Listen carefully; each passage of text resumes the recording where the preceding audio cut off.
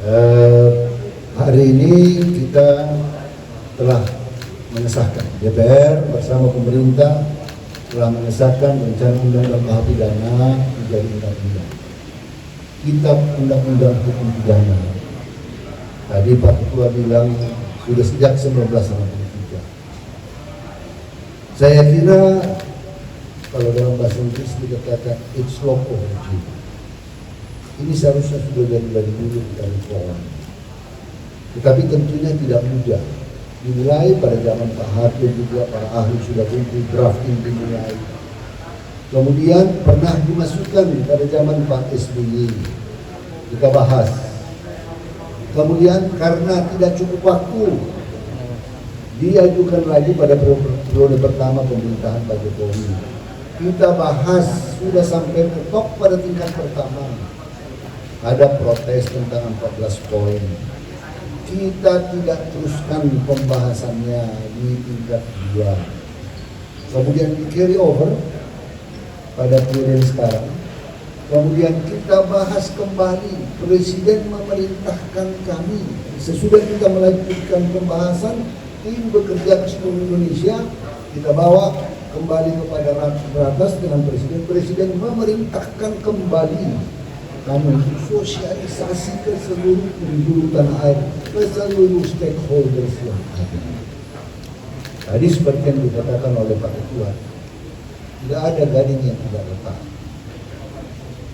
Apalagi kita masyarakat yang sangat multikultur, multi etnis. Belanda saja yang homogen memerlukan waktu panjang menyelesaikan rencana undang-undang ini. Kita memerlukan masyarakat multi etnis ini tentunya memerlukan akomodasi yang luas. Tidak mungkin mengakomodasi 100%. Tapi perlu saya catat bahwa pemerintah tidak berkeinginan untuk memberikan kritik. Penyerangan harkat martabat tidak berarti kritik. Harkat martabat sesuatu yang berbeda, mohon dibaca.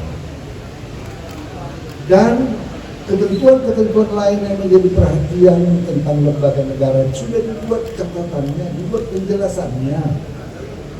Kritik Dewan Pers sudah dibuat lagi penjelasannya untuk tidak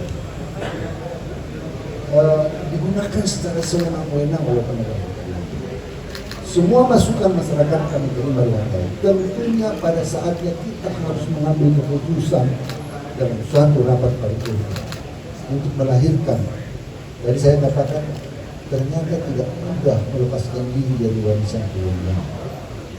Saya kira kita tidak mau lagi menggunakan produk-produk kolonial terlalu lama. Seolah-olah anak bangsa ini tidak mampu melahirkan sesuatu dari produk undang-undang. Karena tadi Pak Ketua benar sekali bahwa hukum pidana itu adalah refleksi dari peradaban suatu bangsa. Bagaimana mereka memperlakukan. Jadi saya kira tadi saya ucapkan terima kasih kepada tim ahli, profesor, ini semua, Prof. yang sejak dari Kementerian Hukum dan HAM kemudian masuk ke kampus lagi sudah menghubungi ini, ya, Prof. Patus, Prof. Jensen dan teman-teman semua ini akan nanti ada waktu 3 tahun agar undang-undang ini efektif berlaku. Dalam masa 3 tahun ini akan kita adakan sosialisasi. Tim kami ini maupun bersama-sama dengan tim DPR akan melakukan sosialisasi ke penegak hukum, ke masyarakat, ke kampus-kampus untuk menjelaskan konsep filosofi dan lain-lain dari COVID. Jadi saya kira demikian. Ya, kalau ada 3 pertanyaan, silakan. Ada satu kawan. Selamat pagi Pak, saya Revi dari Kompos yang mau tanya terkait RKUHP ini, bagaimana mempersiapkan aparat penegak hukum dalam implementasi KUHP? Karena kan potensi kriminalisasi justru ada di mereka. Jadi terima kasih. Satu lagi Pak, karena ada beberapa masalah yang masih dianggap bermasalah, dianggap bermasalah gitu. Bagaimana kalau ini digugat ke MK nantinya, pemerintah bagaimana dan DPR? Jadi kita ini kan harus melalui mekanisme konstitusi. Tadi kan kita kan semakin beradab, semakin baik, ya, kepatuhan terhadap konstitusi kepada hukum. Maka setelah disahkan, mekanisme yang paling pas adalah inisiatif. Untuk itu, kalau ada pasal-pasal yang dianggap. Yang kedua, training.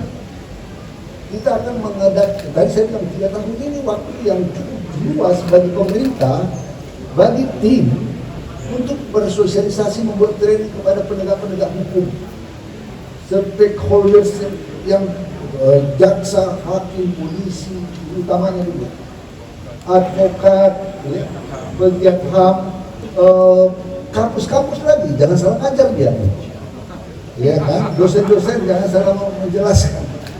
Ini semua kan kita pastilah nanti Prof. Tuti, Prof. Yanti, Wak Wamen, dan tim ini akan menulis buku.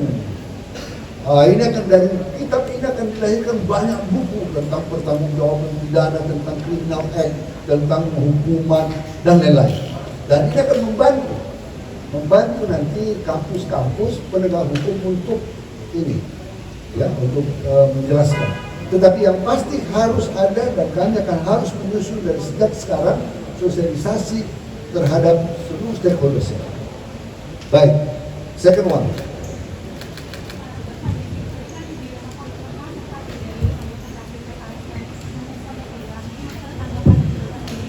Ya, sah-sah saja menyampaikan pendapat, pandangan, ya kan, itu sah. Tetapi memaksakan kehendak juga tidak sah. Kan itu mekanisme demokrasi. Nah, jadi itu sah, ya, itu adalah pendapat beliau. Karena PKS sendiri memang sudah menyampaikan pendapat setuju dengan catatan. Catatan itu ada menjadi memori penelitiannya, menjadi apa? Catatan pembahasan undang-undang ini. Ya, ada catatan. Termasuk Demokrat tadi, catatannya adalah seperti yang dikatakan hari itu, perlu sosialisasi, perlu penjelasan supaya jangan ada salah tafsir dari para penegak hukum. Baik, one more. Baik, kalau tidak ada, terima kasih. Ada yang mau ditambahkan? Ya. Pagi misalnya, ini soal gugatan ke MK itu kan, bukankah ini akan menjadi presiden bagi penyusunan undang-undang berikutnya ketika kemudian tidak sempurna, maka oke, bisa kita gugat ke MK. Bukan. Jangankan itu KUHP saja yang sudah berlaku 100 tahun ini, ada yang gugat di Mahkamah Konstitusi. KUHP kitab hukum acara kita yang sudah berpuluh-tahun puluhan, ada yang gugat di judicial review. Kemarin saya baru menerima ada yang menggugat KUHP ya, pasal 433. Pasal 433. Nah, itu jadi itu adalah mekanisme konstitusional bagi orang yang merasa bahwa pasal ini bertabrakan dengan konstitusi. Jadi itu sah. Itu pilihan konstitusi kita, maka gunakan dulu. Supaya apa? Perjalanan kita ini semakin baik dalam pemahaman perdebatan dan sebelumnya mekanisme konstitusional saya mengajak teman-teman, adik-adik mahasiswa, siapapun, mari kita menggunakan mekanisme konstitusional. Terima kasih. Pak, satu lagi Pak, boleh Pak tambah Pak? Boleh. Pak Wamen dijawab. Saya Dwi Pak dari Gaka, saya mau tanya, ini pengesahannya kenapa Pak terkesan buru-buru padahal banyak penolakan dan ada masalah-masalah yang bermasalah? Iya, apa Anda coba jawab sendiri ya, apa 59 tahun itu terburu-buru?